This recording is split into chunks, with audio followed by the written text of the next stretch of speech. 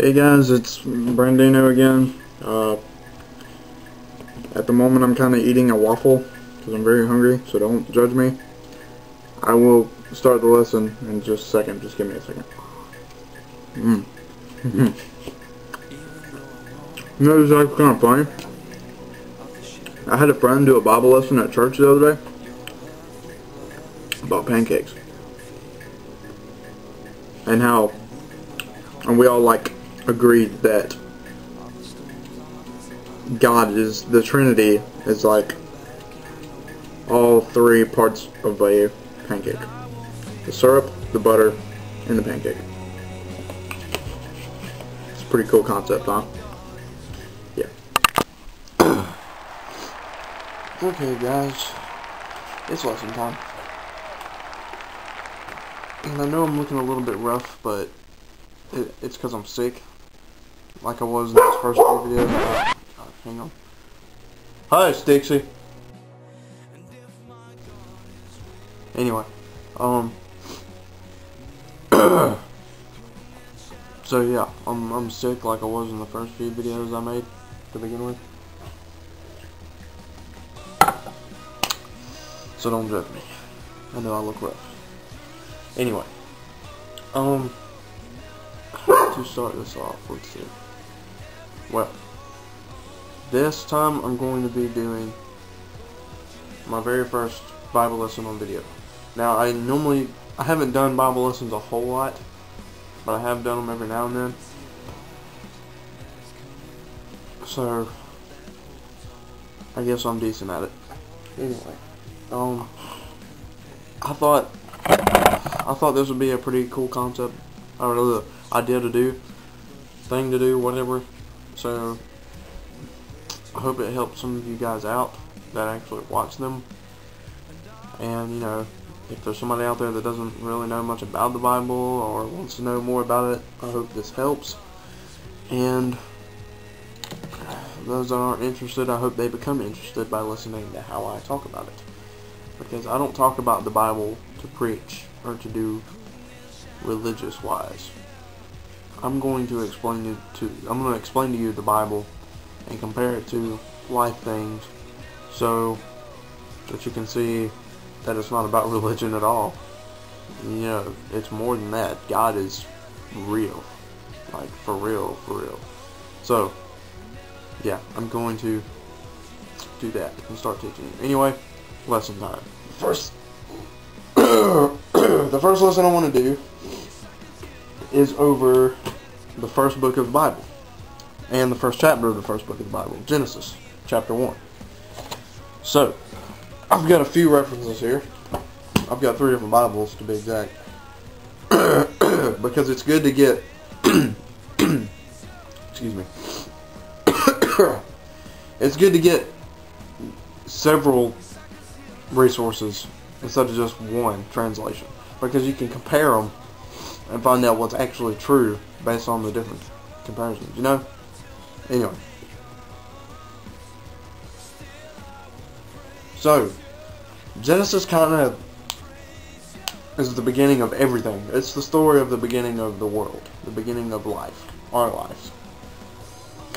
And how, not just how we were made, but who we are, really.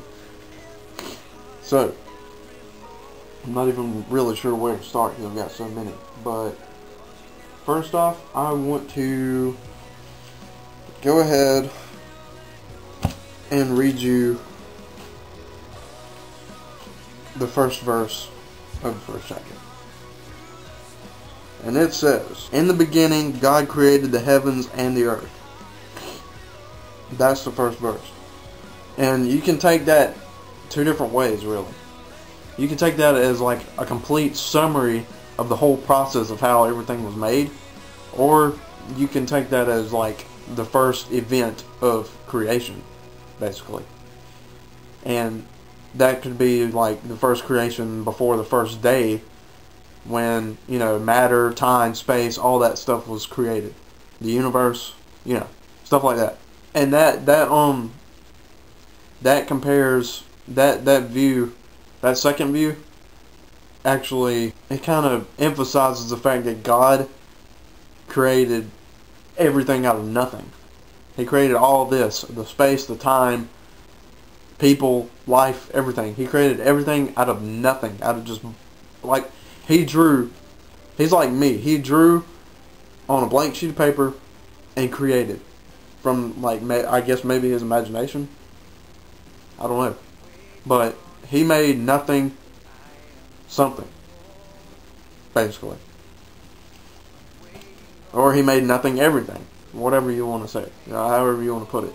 And that can actually be compared to the book of Hebrews, chapter 11 through 3, actually. Just so you know. Just for reference. Then I want to explain how it says God created. And just so you know, the Hebrew God, the Hebrew word for God is Elohim, which is plural, which could be to express God's, like, greatness, but the verb created is a singular word, meaning one, which indicates that God's one being. Kind of strange, isn't it? And throughout Genesis, it expresses God as one being. Through the whole thing, just one being. And whenever create occurs in the Bible, God is always the main topic.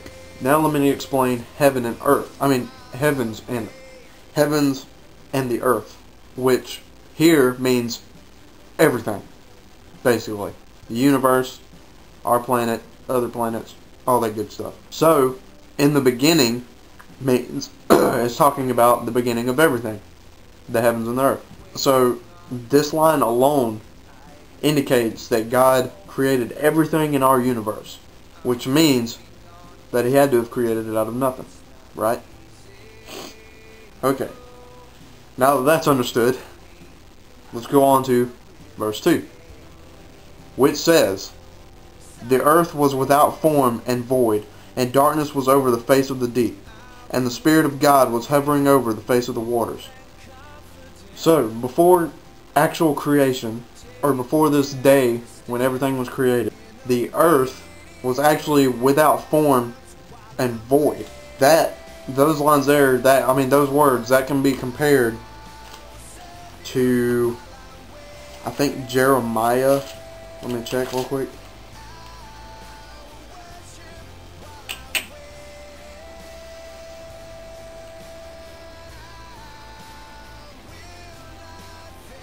Yeah, that can be compared to Jeremiah, the book of Jeremiah. And the exact chapters and stuff that it would be compared to is chapter 4, verse 23.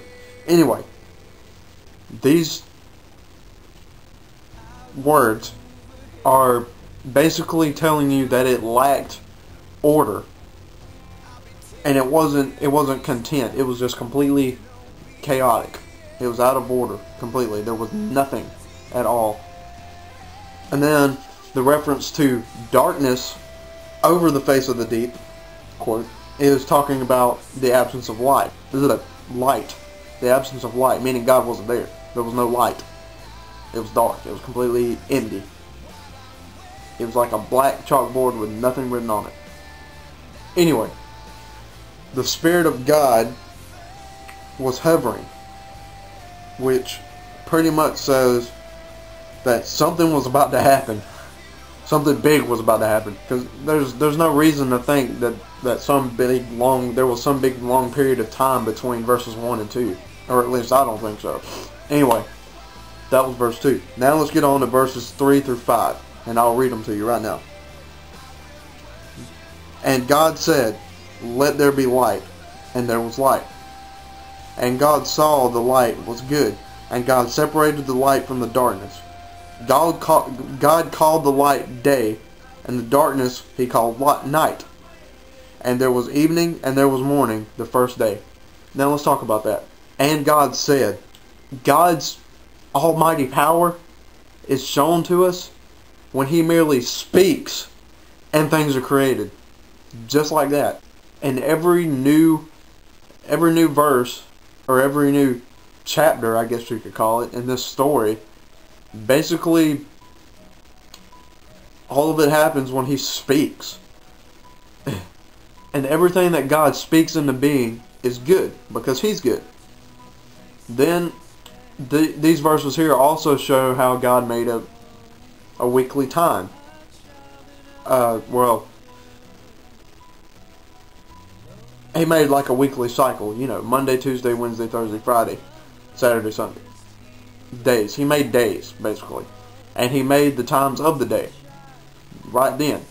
Day, night. And God is seen as working for 6 days and then resting on the 7th, which is Sunday. And that's a model for humans and what they do, what we do.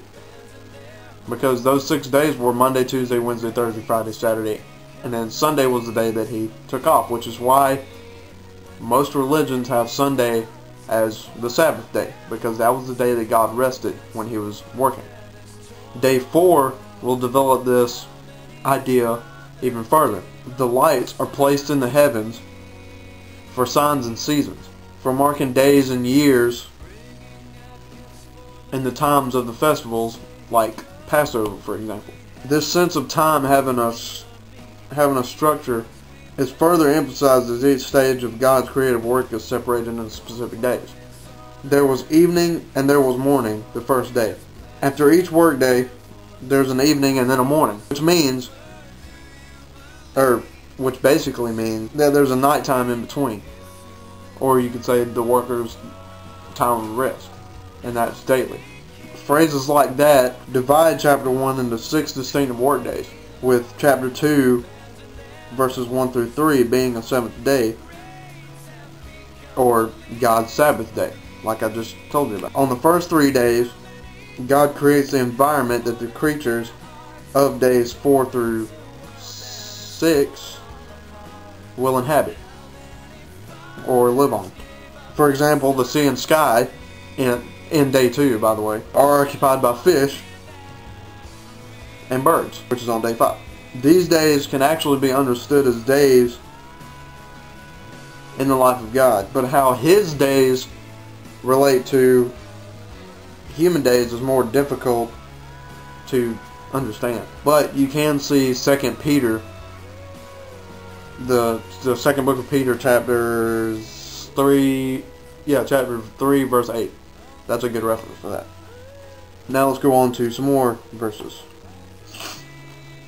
Hang on, let me check and make sure, see how much we got left. Okay, we ain't got that much left, thankfully.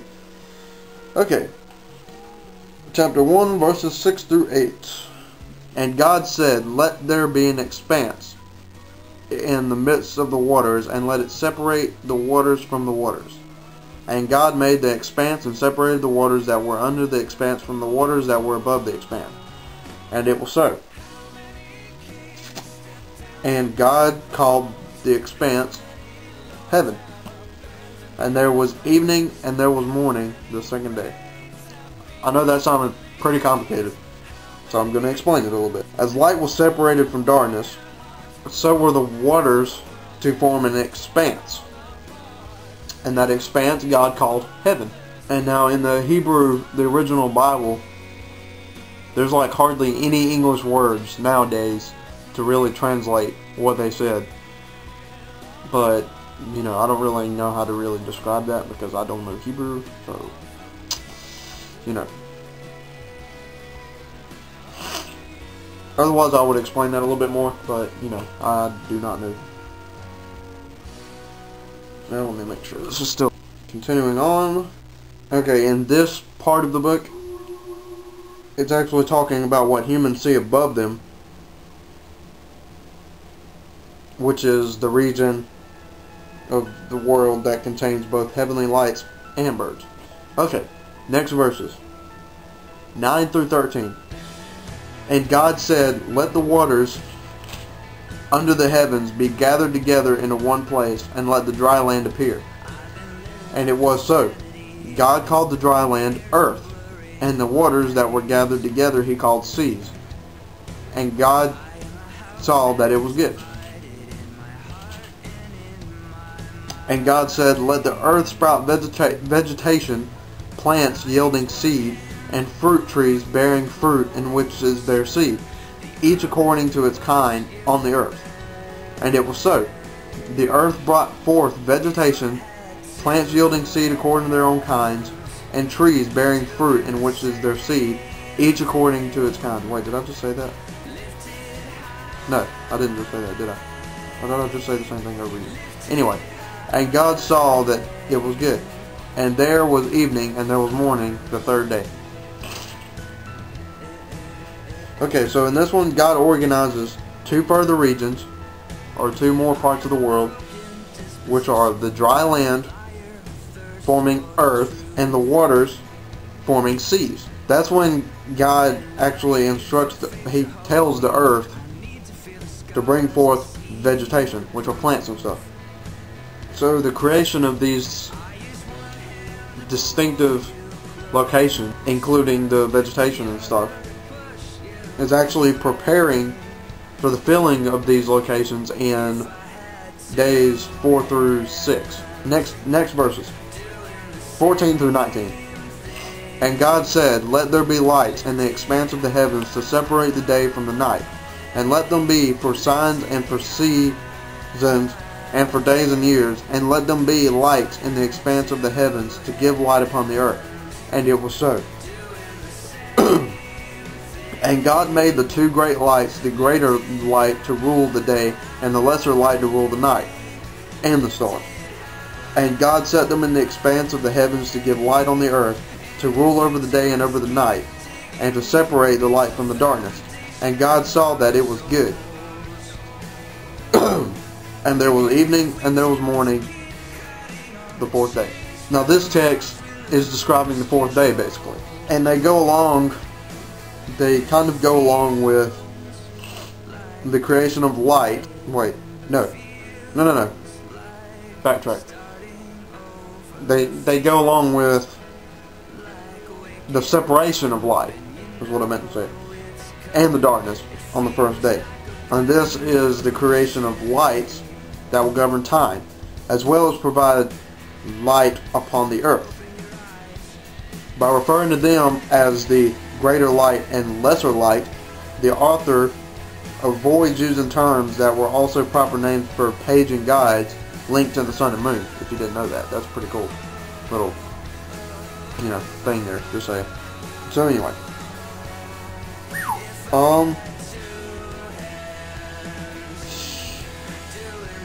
okay, the word made could mean that God fashioned or worked on these greater and lesser lights. It doesn't necessarily mean that they didn't exist in any form before this. They could have, you never know.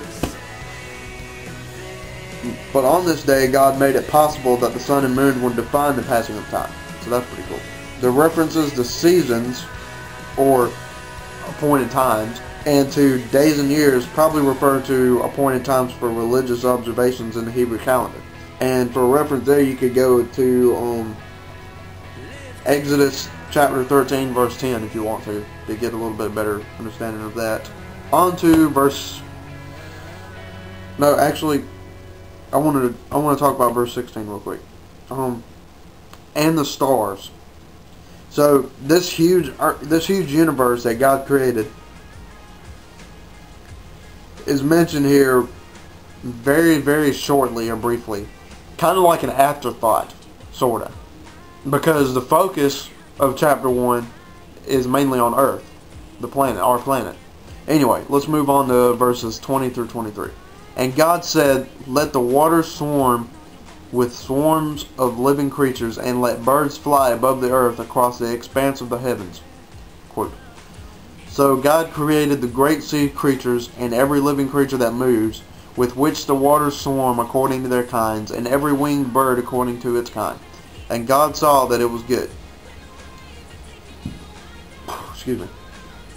And God blessed them, saying, be fruitful and multiply and fill the waters and the seas, and let birds multiply on the earth.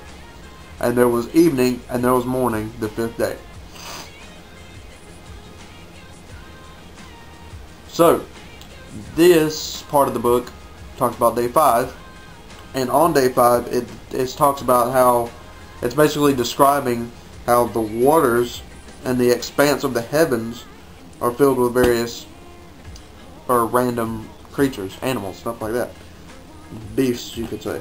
Now, verse 21 specifically has the Hebrew term for great sea creatures, which can mean large serpents, dragons, or crocodiles, as well as whales or sharks. Just so you know. And some even think that this could also mean, like, it could also be representing extinct creatures such as dinosaurs or something like that, which I lean more toward. I think that is actually, yeah, I think it's referring more to extinct creatures, but not even dinosaurs. I think it's ones that we've never even imagined before, you know, because it had to be so long ago that, you know, it couldn't have been anything we had been able to record, I guess you could say. I don't think we would have been able to record it back then. So I think it was, and I think it was so far back that we wouldn't be able to figure it out what they were or whatever. So yeah, I think it was something from way back when. Okay, on to verses 24 through 25. And God said, let the earth bring forth living creatures according to their kinds, livestock and creeping things, and beasts of the earth according to their kinds. And it was so. And God made the beasts of the earth according to their kinds, and the livestock according to their kinds, and everything that creeps on the ground according to its kind. And God saw that it was good. So basically that's livestock and creeping things and beasts of the earth. Those words kind of group the land-dwelling animals, the ones that live on land.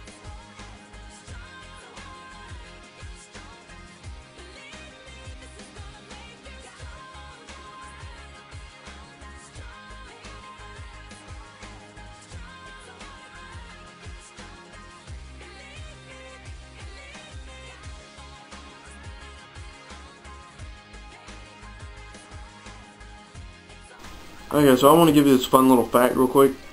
Well, these fun little facts real quick to end the video. You know that phrase, in the beginning, I said before? Well, the book of Genesis actually gets its name from the Latin phrase, into genocide, which is in the beginning. And that's, you know, the opening words of the Bible. Pretty cool fun fact. Anyway, here's another fun fact for you. Father, Son, and Holy Spirit. This is where it gets interesting. God said, let us make man, which was chapter 1, verse 26. This phrase, like I said before, this phrase could be the Bible's earliest indication that God exists as three persons in one. God the Father, the Son, and the Holy Spirit. And Christians actually refer to this as the doctrine of the Trinity, or just the Trinity. That's just a cool little fact for you. So that's all I've got for today. I hope you learned a lot from that lesson. I hope I explained it clearly enough, and I'm sorry I didn't give you more Bible references. I ain't got the time to do that because nobody's gonna watch it if I make this too long. So, I will see you guys later. Hopefully next time I won't be sick. Please pray for me, hope for my sickness to go away, please. I appreciate it. Anyway, subscribe, like, thumbs up, whatever you want to call it. Comment, leave me responses if you have any questions. Like the World Changers page. I will see you guys later. Thanks for watching. Love you guys. Later. Is her